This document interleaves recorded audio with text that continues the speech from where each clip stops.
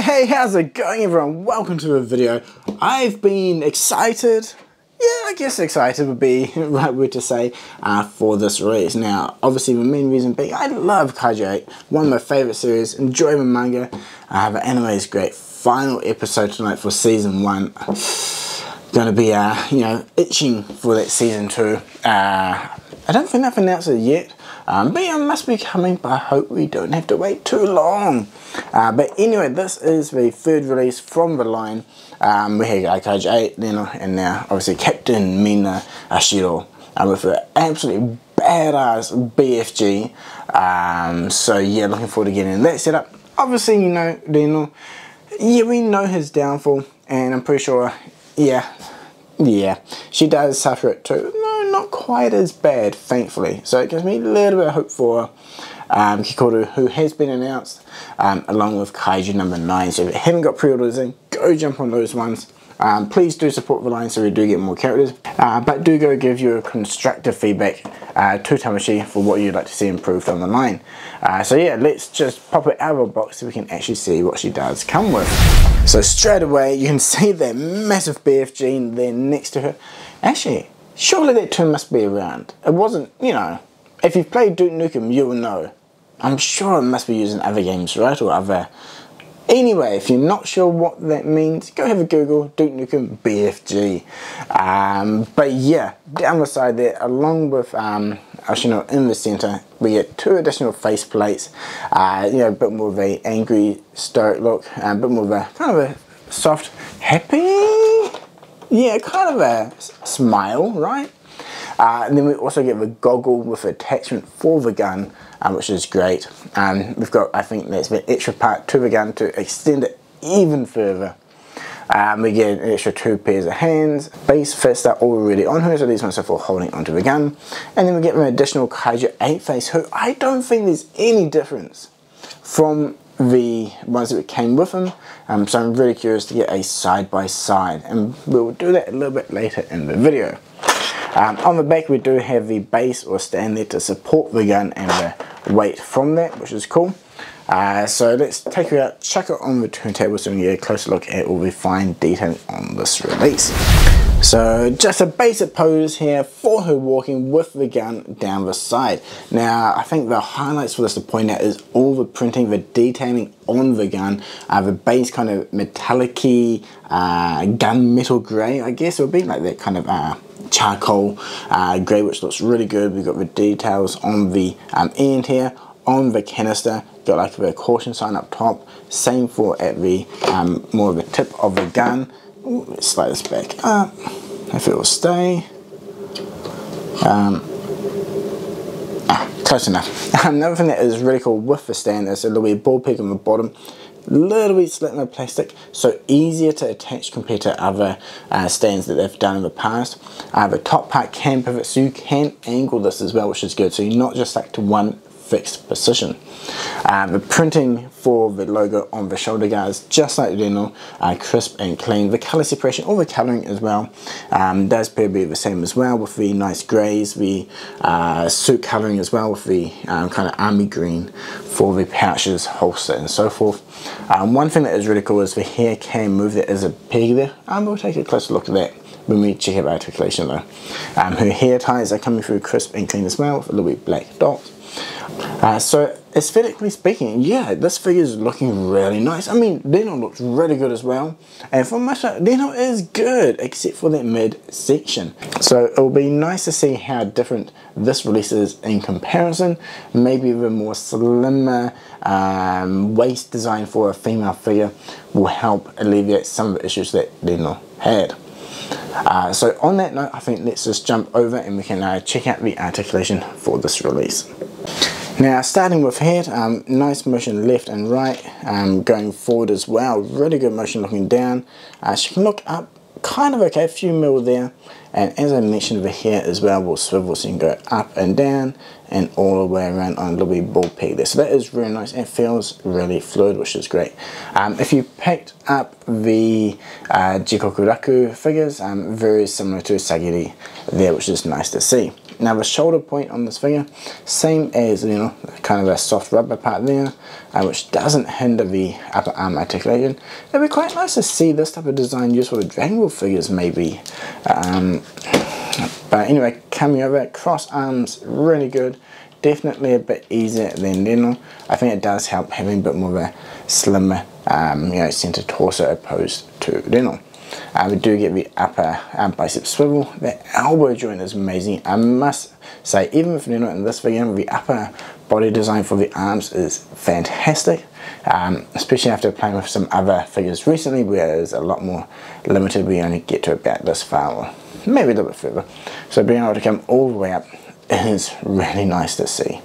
So one little difference I want to highlight is compared to Leno, where the chest parts would pop out, the ones on Mina here are firmly attached. So these ones don't pop out or swivel. I think maybe that's a good thing. I don't really feel like it was really needed, but having the more rounded area due to rest there does help with the arms articulating, which is obviously one downside that Leno had.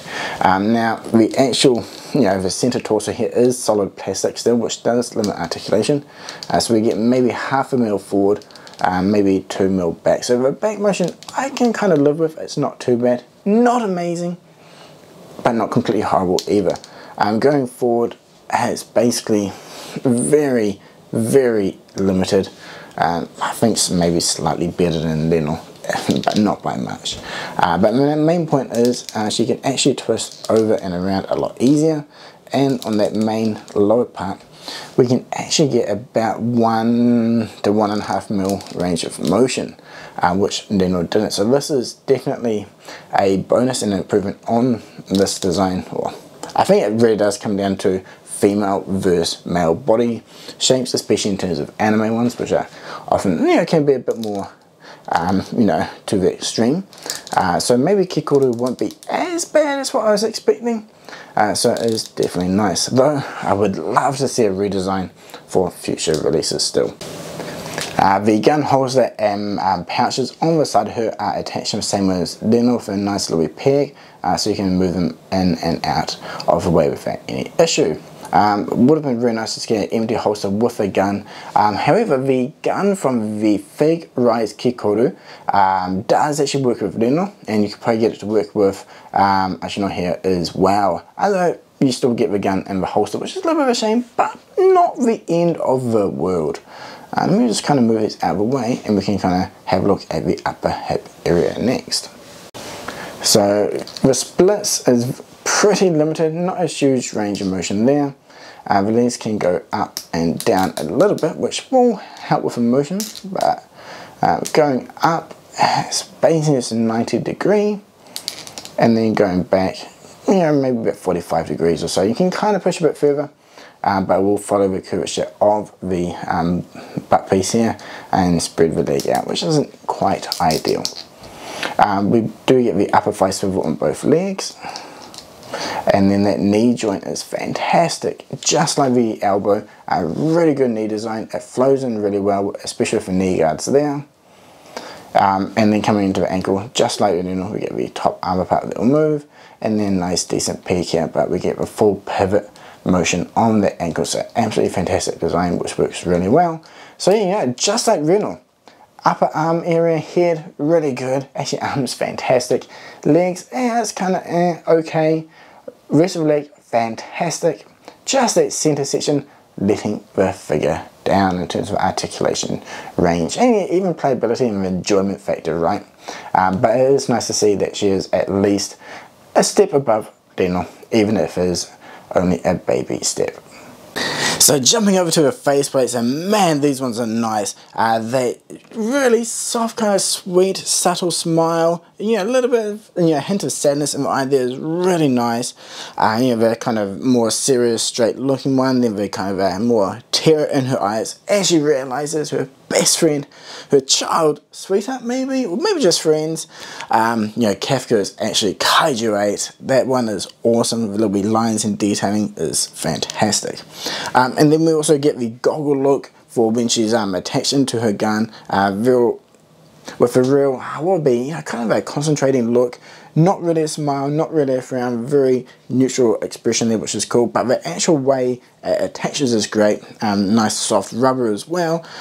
So yeah, overall the faceplate's great selection from the happy, serious, neutrally upset one as well. So really good range of faceplates for this figure, and all the printing is spot on. Now, how cool is this? I'm a little bit speechless. I did not think she'd be able to stand up and hold that gun so well, but those ankles are doing some good work, and this is looking badass. Really cool, and I can actually highlight how the helmet head attaches. So this is actually just the full faceplate, so just like any faceplate, pop it off, on, and this is nice soft rubber. And the back part just latches on and it clips over where the gun and the top bag clip in. So it makes use of the area to clip in, and it is looking so cool. Check it out. I mean, yeah, the upper articulation, if it could bend in a little bit more, could have been nice, but it's not too bad. I'm pretty sure you could, definitely spend some time and get a bit more of a natural pose going on here as well. The wrist is probably bent a little bit in a weird way. Now if you do obviously bend out quite a bit more, get some, I don't know, want to pose up in more of a firing position, then you can make use of a stand as well if required. Again, so I just switched out that faceplate into the more serious looking one, bit of a shocked face here as well. She's fully holding onto the gun under her own weight, leaning and resting it on her leg there, and that is so cool. You can kind of get a nice clear shot of the back. The back articulation does help a little bit here.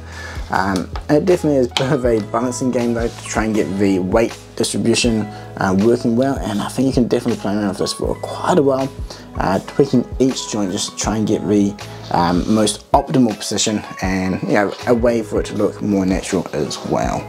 But definitely looking really good, and I'm very happy that we can actually pose it without utilizing the stand. Though I think for long-term storage, the stand will be very beneficial, especially here in Japan where we do get the odd earthquake or two, or way too many. But yeah, the hair as well helps that we can move it around to kind of flow with the blast that's coming off as well.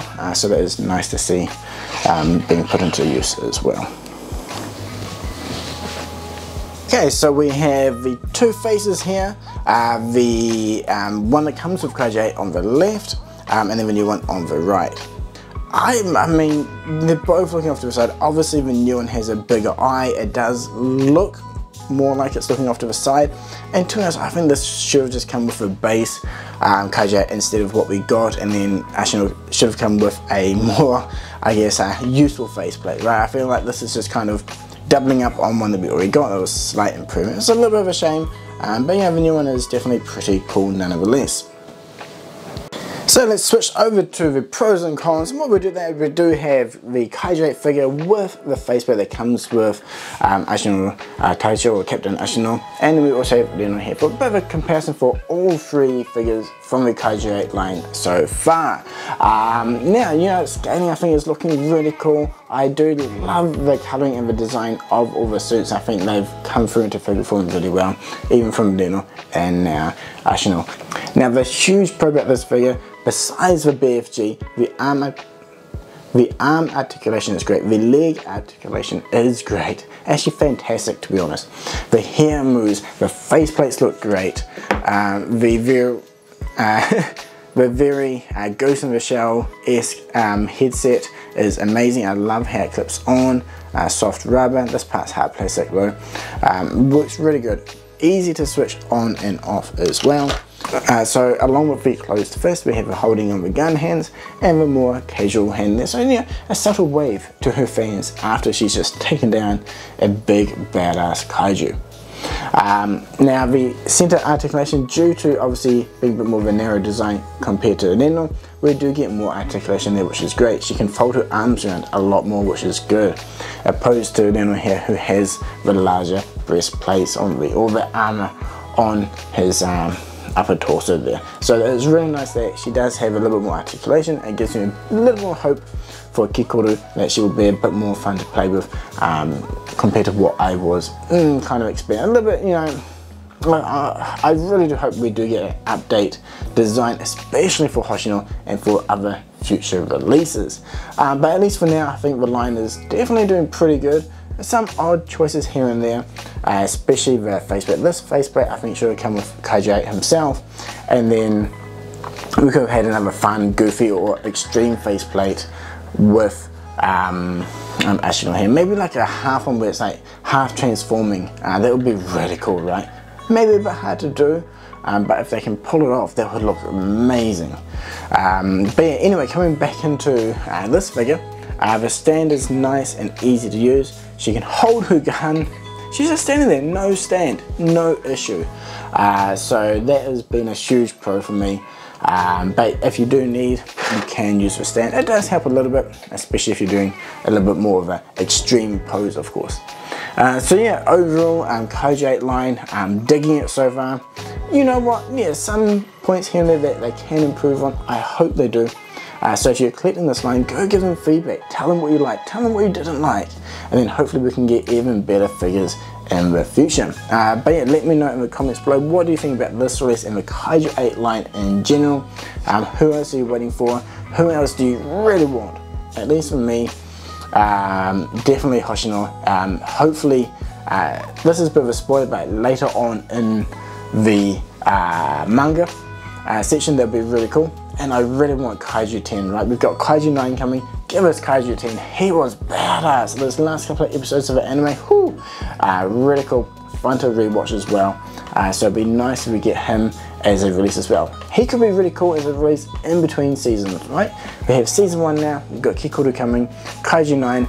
Drop us Kaiju 10 as well to you know, keep us you know into the line as we go forward into season 2. But yeah, anyway, that is it for this review. I hope you enjoyed. Please like, subscribe, and all that if you do.